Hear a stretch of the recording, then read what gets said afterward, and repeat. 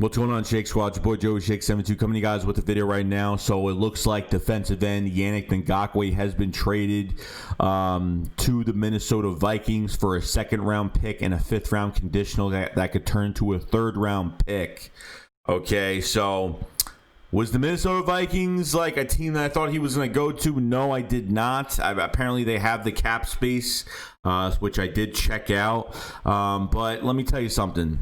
You Eagles fans need to relax. You guys can't make a big deal about this and say how he could have done this. And the only reason why this was done was because the Vikings restructured his deal and promised Yannick that he was going to get a long-term deal past 2020.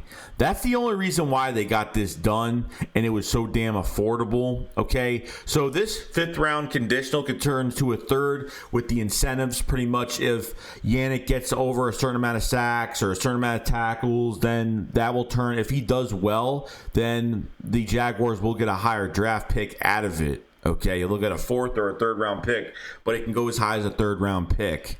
He's costing $17.8 million, $17.8 million for the year. But the Vikings could restructure that tender, that franchise tender. And the only reason why they were able to do that is they're going to restructure it to $13-14 million. From 17 to 13, 14 is a huge jump in less money. So they restructured, promised Yannick they'll give him a long-term deal in 2021. And Yannick said, okay, I want to be here. So there is a promise between both sides that Yannick is going to be a Viking long term. So we'll see what happens at the end of the year. I mean, probably, he can always change his mind and say, I'm not going to do it. He doesn't have to stay with the Vikings after 2020. He doesn't have to. But the only reason why that I think he will be a Viking the rest of his career, obviously now, is he agreed on a restructure. So he's not going to cost $17 million for the year. He's going to cost 12 to 13. Okay, they're going to spread his money out a little bit, give him more money, probably next year. So instead of paying the 17.8, they're going to be paying 13 and then give him a long-term deal and spread that money out like crazy since he won't be that expensive the next few years. So Eagles fans need to relax because I already know what's going to happen. You guys are going to freak out that we didn't get him. I mean, look, Yannick made it so obvious where he wanted to go, but he wasn't a free agent. He was on the trade block. He was still on a team. He was still owned by the Jacksonville Jaguars. So we couldn't do a damn thing but literally try to pry him out of their hands. And we couldn't get it done. We all know that he was putting pictures up for Reggie White and Trent Cole and cheesesteaks. He wanted to come to Philadelphia. But, if he can't come to Philadelphia, if there's a team that he can't go to, what is he supposed to do? Not go anywhere because he can't come to Philly? If Minnesota was open to it, then good. They are open to it, and that's it, man. That's all I can really say about it. Could Howie have done it? Probably. But, we need draft picks, man. We can't be going all out on a player, This year and next year are probably the two most important years for the Eagles because the Eagles are getting rid of a lot of players next year. And we need to see how this season turns out and see what these guys are going to be doing. All these young guys we have on this team. But, pass rush-wise, I don't know, man.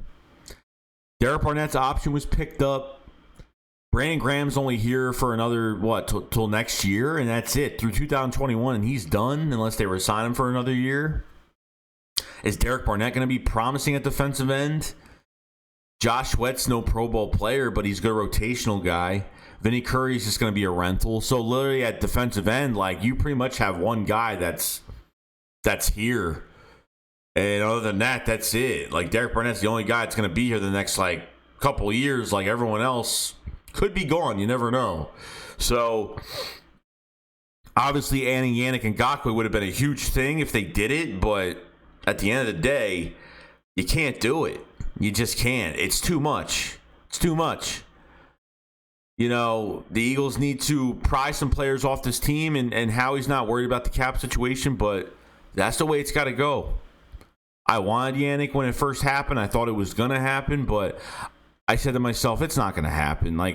If the Jaguars are in control of the whole situation, But he was in control too, because he could have went to any team he wanted to go to. You understand? Like, he could have picked a team that was interested in him and said, "Oh, I want to go there," and that was it.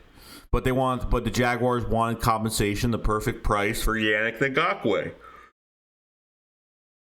which no first round pick was involved with this, because they need to compensate, a balanced compensation. You know what I mean? If the player costs way too much money, like with a franchise tag, they need to compensate what they're getting back for, because it's way too much. And the Jags want to get him off their hands. He didn't want to be there anymore, because him being there, really, he'd be the only defensive lineman that's good right now on the Jaguars. Other than that, there's no corners, there's no safeties, or what, Miles Jack maybe is there. Other than that, the Jaguars are on reset button mode after losing an AFC championship game that, they could have started something real special over in Jacksonville, but, just decided to press the reset button.